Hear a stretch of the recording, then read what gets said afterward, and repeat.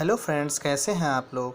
आज हम लोग पढ़ेंगे इंटीग्रेशन, जो कि क्लास 12th और पॉलिटेक्निक सेकंड सेमेस्टर के लिए काफ़ी इंपॉर्टेंट टॉपिक है। पॉलिटेक्निक सेकंड सेमेस्टर में तो अगर आप इंटीग्रेशन अच्छे से पढ़ लेते हैं तो आप इसी से ही आप पासिंग मार्क्स गेन कर सकते हैं। तो आज हम इसको ध्यान से पढ़ते हैं। देखिए, पहले नंबर ये क्वेश्चन है जो कि परीक्षा में बहुत ही ज़्यादा पूछा जाता है, तो इसको आप लोग ध्यान से समझिएगा। ये जहाँ तक है इस बार जो है भी पूछा जाएगा। अगर हम देखें ये इस क्वेश्चन को आप ध्यान से देखिए। इंटीग्रेशन 0 से π/2 under root cos x upon under root sine x और plus under root cos x बराबर π/4 इंटीग्रेशन करना है। इसको हम ध्यान से समझेंगे किस तरीके से इसको इंटीग्रेशन किया जाएगा। तो अगर हम देखें, सबसे पहले इस वाले जो LHS साइड है इसको हम लेट कर लेते हैं, मान लेते हैं i बराबर। इस फंक्शन को हमने मान लिया है, पूरे फंक्शन को हमने मान लिया है i बराबर। किसके बराबर में? i बराबर। तो i बराबर मानने के बाद इसको हम किस तरीके से सॉल्व करेंगे। इस टाइप के क्वेश्चन जो होते हैं लिमिट वाले, इसको कैसे सॉल्व करते हैं। इसमें सबसे पहले आपको प्रॉपर्टी ऑफ DI पता होनी चाहिए। क्या होती है property of DI? Property of DI कई प्रकार की होती है, लेकिन इस क्वेश्चन को लगाने के लिए हम केवल इसी प्रॉपर्टी को ही बताएंगे। अगर हम ध्यान से देखें, इसमें हमने ये समझाया है कि अगर 0 से लिमिट a तक होती है और कोई फंक्शन होता है जिसका इंटीग्रेशन किया जाता है, तो हम प्रॉपर्टी ऑफ DI से इसको हम इस तरीके से भी लिख सकते हैं। कैसे? अगर यहाँ पर अपर लिमिट a है, लोअर लिमिट 0 है, तो ये फंक्शन के अंदर a माइनस एक्स की फॉर्म में आ जाती है। तो इसी तरीके से अगर हम क्वेश्चन में फॉलो करेंगे तो क्वेश्चन में एक ही जगह पे यहाँ पे π/2 है, 0 तो है ही है, तो ये कैसे जाएगी? ये जो है कॉस के एंगल में जाएगी, एक्स की जगह पे। जहाँ जहाँ भी एक्स है वहाँ पर ये वैल्यू जाएगी। कैसे जाएगी? π/2 minus x, π/2 minus x, π/2 minus x. हाँ, आपने सही सुना है। जहाँ पर भी एक्स दिया हुआ है, ऊपर नीचे, नुमरेटर, डिनोमिनेटर, अंश या हर में, तो उसमें सभी जगह पर ये π/2 में से 0 सब्ट्रैक्ट की जाएगी, 0 सब्ट्रैक्ट की जाएगी। इससे क्या होगा? इससे ये होगा कि हमारा क्वेश्चन cos 90 माइनस थीटा क्या होता है? cos 90 माइनस थीटा होता है sin थीटा। तो ऊपर cos π/2 माइनस एक्स जगह पे हो गया sin x, नीचे जहाँ sin होगा वहाँ हो जाएगा cos, और जहाँ पे cos होगा वहाँ पे क्या हो जाएगा? sin। तो अगर हम ध्यान से देखें, जो हमारी पहले नंबर लेट करके माना था कि i बराबर cos x under root cos x upon under root sine x plus cos x, equation number first.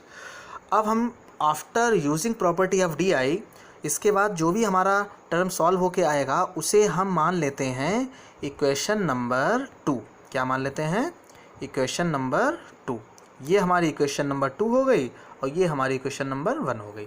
तो इस टाइप के क्वेश्चन को लगाने के लिए हमें क्या करना है, एक बार जब भी हम LHS से उसकी वैल्यू नोट करते हैं उसे i बराबर नोट लिख लेते हैं, ठीक है, लेट कर लेते हैं, मान लेते हैं। उसके बाद प्रॉपर्टी ऑफ DI लगाते हैं। प्रॉपर्टी ऑफ DI में क्या किया जाता है, जो भी लिमिट होती है वो प्रत्येक जहाँ पर भी x होगा, हाँ आपने सही सुना, x होगा, वहाँ पर ही ये π/2 माइनस एक्स, π/2 माइनस एक्स और π/2 माइनस एक्स हो जाएगा। अगर यहाँ पे π/4 होता तो π/4 minus x, π/4 minus x, π/4 minus x हो जाता। After using property of DI, जो हमारी फर्स्ट इक्वेशन और सेकंड इक्वेशन है, इनको हम ऐड करेंगे। क्या करेंगे? Equation first plus equation second, इनको ऐड करेंगे तो ये वाली इक्वेशन लिख ली है और इक्वेशन सेकंड ये लिख ली है। तो इनके अगर हम ध्यान से देखें, 0 से π/2 लिमिट यहाँ पर भी है, 0 से π/2 लिमिट यहाँ पर भी है, dx पीछे यहाँ पे भी है, dx पीछे यहाँ पे भी है, तो कॉमन ले लेंगे dx कॉमन ले लिया, लिमिट 0 से π/2 भी कॉमन ले ली। जब हम देख रहे हैं यहाँ पर हर जो है समान है, ये बात अलग है कि यहाँ पहले sin x है, यहाँ पर cos x है, यहाँ पर बाद में cos x है, यहाँ sin x है, लेकिन कोई प्रॉब्लम नहीं है। अगर 2 और 3 जोड़ें तब भी 5 आएगा, 3 और 2 जोड़ें तब भी 5 आएगा। सेम उसी तरीके से under root sine x plus cos x under root में भी सेम होगा, under root cos x plus under root sine x में। तो इनका जब LCM लेंगे तो यही आ जाएगा। सेम इसी तरीके से under root cos x plus under root sine x आ जाएगा। अब क्या करना है, अगर हम देखें सेम वैल्यू बनेगी तो ये और ये कट जाएंगी, तो क्या वैल्यू आएगी? 1 आएगी। क्या आएगी? 1 आएगी। जब 1 आएगी, 1 का इंटीग्रेशन आप लोग पहले पढ़ चुके हैं, अगर नहीं पढ़ा है तो कोई बात नहीं, आप लोगों को ध्यान रखना है। 1 का जो इंटीग्रेशन होता है वो होता है x। अगर आपकी कोई लिमिट दे रखी है तो ये अपर लिमिट और लोअर लिमिट इसके ऊपर आ जाती है, π/2 और 0। अपर लिमिट पहले माइनस लोअर लिमिट यानी कि π/2। तो इसी तरीके से हमने यहाँ पर 1 का इंटीग्रेशन किया है तो हमारा आया है, क्या आया है, x आया है, क्या आया है, x आया। Upper limit π/2, lower limit 0। इधर हमारा चूँकि i और i, ध्यान से देखें, इधर भी i था हमारा, ये भी i है और ये भी i है, इसलिए i और i क्या हो गया, 2i हो गया। इसलिए हमने यहाँ पर 2i लिखा हुआ है। क्या लिखा हुआ है, 2i लिखा हुआ है। तो 2i बराबर यहाँ पर इंटीग्रेशन किया तो x अपर लिमिट π/2 और 0, तो अपर लिमिट π/2 माइनस 0 यानी कि 2i बराबर π/2 माइनस 0। अगर हम देखें तो 2 मल्टीप्लाई में इधर आएगा तो किस में हो जाएगा, डिवाइड में हो जाएगा, यानी कि i बराबर π/4। तो इस क्वेश्चन को आप अच्छे से ध्यान रखिएगा क्योंकि ये क्वेश्चन 101% एग्ज़ाम में पॉलिटेक्निक के सेकेंड सेमेस्टर में आएगा। जी हाँ, बिल्कुल आपने सही सुना है। इसी तरीके से अब हम सेकंड क्वेश्चन देखते हैं। तो ध्यान से देखिएगा, इसमें हमने क्या किया था, सबसे पहले हमने LHS से लेट कर लेते हैं वैल्यू i बराबर, इसको हम i बराबर ले लेंगे। इक्वेशन नंबर फर्स्ट मानते हैं, using property of D. Property of D क्या होती है, प्रॉपर्टी ऑफ डी कुछ नहीं, तुम्हें बस ये ध्यान रखना है, अगर 0 से a है और कोई फंक्शन है, ठीक है, और इंटीग्रेशन करना है तो आपके जो फंक्शन होगा x में जो भी x होगा वहाँ पर हमें क्या करना है, a माइनस एक्स करना है। यानी कि यहाँ पर अगर x है तो a माइनस एक्स, यहाँ पर अगर y होता तो a माइनस वाई, यहाँ पर अगर z होता तो a माइनस z हो जाता है। तो सेम इसी तरीके से यहाँ पर cos के एंगल में अगर हम देखें, cos के अगर एंगल में देखें तो यहाँ पर था तो वैसे x, लेकिन हमने क्या यूज किया यहाँ पे, π/2 minus x, π/2 minus x, π/2 minus x, इससे वैल्यू चेंज हो जाती है और क्वेश्चन बहुत आसान हो जाता है। इक्वेशन फर्स्ट और इक्वेशन सेकंड को हम ऐड करेंगे। इक्वेशन फर्स्ट और सेकंड जब ऐड हो जाती है तो वैल्यू कटने के बाद 1 आ जाता है। 1 का इंटीग्रेशन x आता है, अपर लिमिट π/2 माइनस 0 यानी कि i बराबर π/4। अब हम देखते हैं दूसरा क्वेश्चन। दूसरे क्वेश्चन को अगर हम ध्यान से समझें तो इस क्वेश्चन में भी सेम उसी तरीके से ही मेथड अप्लाई होगा।